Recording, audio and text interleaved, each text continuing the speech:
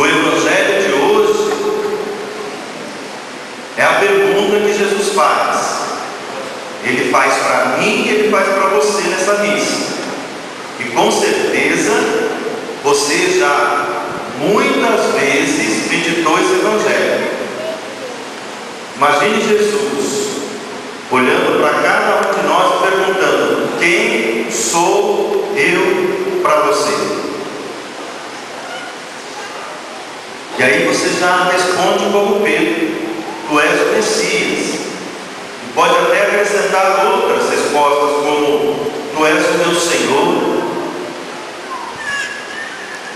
tu és o meu Salvador, o caminho, a verdade, a vida.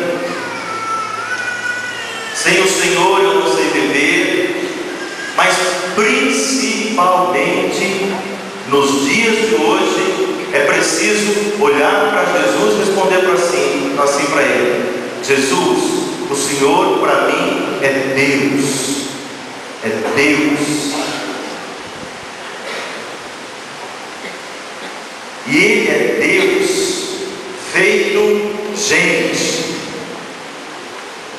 Então, para responder a pergunta: quem é Jesus para mim e para você, vamos tentar arrancar, se assim podemos dizer, da própria Sagrada Escritura, das leituras que nós ouvimos, algumas coisas importantes, tendo sempre na cabeça: quem é Jesus para mim?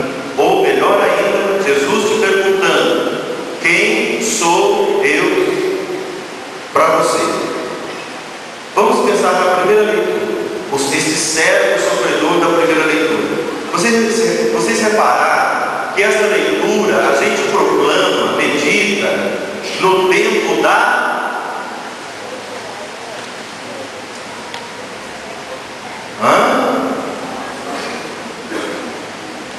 Olha, o Senhor abriu os ouvidos, não me resisti nem voltei atrás, ofereci as costas para me bater e as faces para me arrancarem a barba. Não desviei o rosto de bofetões e cusparadas. Na época da Semana Santa, época da Quaresma. Agora vejamos uma coisa. Primeiro, o servo diz assim: o Senhor abriu-me os ouvidos. Então aí a gente compreende: o servo é aquele que escuta Deus. Escutar Deus. Tenha na cabeça a pergunta: quem sou eu para você? Para você responder, escute Deus. Escute. O servo depois diz: não me resisti, nem voltei atrás. Ora, ele escutou Deus, recebeu uma missão, não resistiu, porque a palavra de Deus é forte, é viva, é eficaz. Quando Deus chama, quando Deus fala no coração de alguém, Ele mexe, Ele transforma, Ele muda o modo de pensar. E por causa dessa missão assumida pelo servo, ele começa a ser perseguido, ele começa a sofrer. Olha, gente, como isso é importante o que eu estou dizendo, para você responder a pergunta: quem é Jesus? Porque você vai percebendo que Jesus vai se encaixando aqui na figura deste servo sofredor. Jesus escutava Deus, Jesus falava com Deus, falava com seu papai. E na medida que ele rezava, ele ouvia Deus, ele se reabastecia e assumia um ideal de vida. E esse ideal de vida dele fazia com que perseguições e mais perseguições fossem aparecendo. E aqui eu destaco uma coisa importante.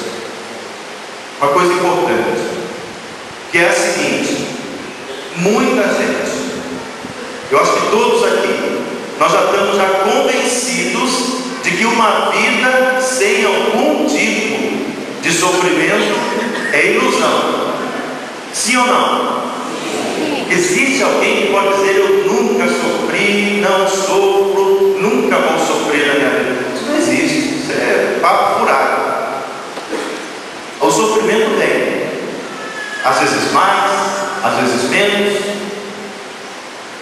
às vezes terrível, às vezes trágico, às vezes ele vem por conta de um ideal que você abraçou. Parêntese, faço um parêntese. Essa semana eu estive lá em Belo Horizonte, arrematando os últimos detalhes do meu mestrado. E quando me deram o meu diploma, eu olhei, me emocionei, chorei. Chorei de alegria. E ao mesmo tempo passou um filminho aqui na minha cabeça. Como foi difícil chegar até aqui. Como eu sofri. Como eu tive que estudar. Longe de tudo e de todos. Provas, trabalhos, prova de francês. Eu chorava. I don't know francês. Prova de italiano. I don't know francês. Essa foi terrível, né? Foi horrível. Não quanto o pessoal lá na cidade. Então, mas eu sei o que eu sofri. Eu até dizia, brincando lá com o pessoal: gente, aqui é onde o filho chora e a mãe não veio.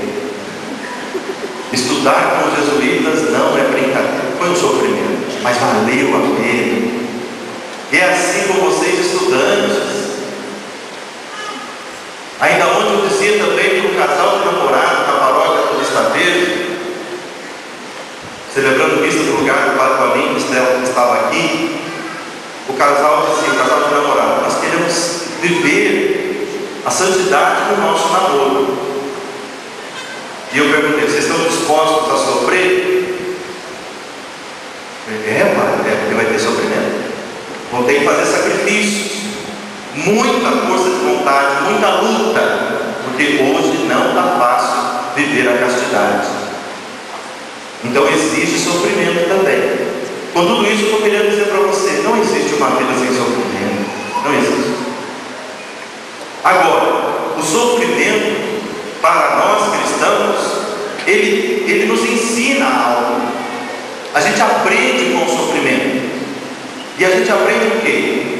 O servo sofredor nos responde, dizendo assim, ele enfrentando perseguições, bofetões, cusparadas, ele diz assim: mas, apesar de todo o sofrimento, apesar do que eu tenho que enfrentar, apesar das minhas doenças, apesar dos meus bicos de papagaio, apesar da minha hérnia de CD, apesar da minha coluna arrebentada, apesar da minha barriga que está grande, apesar de sei do que, apesar de ter que acordar todo dia 4 horas da manhã, 5 horas da manhã, apesar de ter que arrumar as crianças todo dia, fazer café, arrumar, levar para a escola, depois buscar, e vai, vem, tem que trabalhar, tem que fazer o terceiro turno, o segundo turno na fábrica. Apesar de tudo, o servo sofredor diz assim: o Senhor é meu auxiliador. Por isso não me deixei abater o ânimo. Olha isso.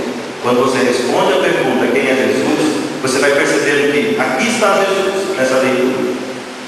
E ao mesmo tempo que você responde quem é Jesus, consequentemente você está dizendo: eu quero ser que nem o meu Jesus.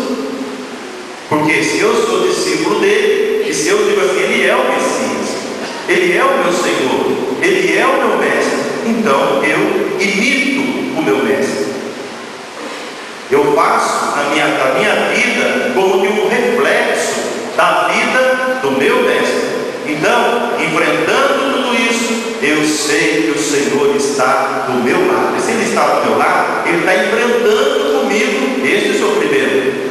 Ele não quer que eu sofra, Ele está do meu lado. Se Ele não estivesse ao meu lado, Ele estaria contra mim. Mas Ele não está contra mim. O Senhor está do meu lado. Ele é o meu auxiliador, o meu socorro. Como eu já disse em outras missas aqui, quantas vezes eu já vezes só por Deus. Falei para o menino, o seminarista, agora à tarde, que nos visitava. Ele falou assim: nossa, padre, que domingo agitado, o senhor celebrou a missa, foi no encontro, voltou, celebrou a missa, e foi para outro encontro, e foi no encontro de jovens, e foi lá na ação social, depois o senhor foi de novo dos jovens, depois o senhor foi lá com os crismandos e celebrou a missa, e eu falei: ainda tem mais uma missa.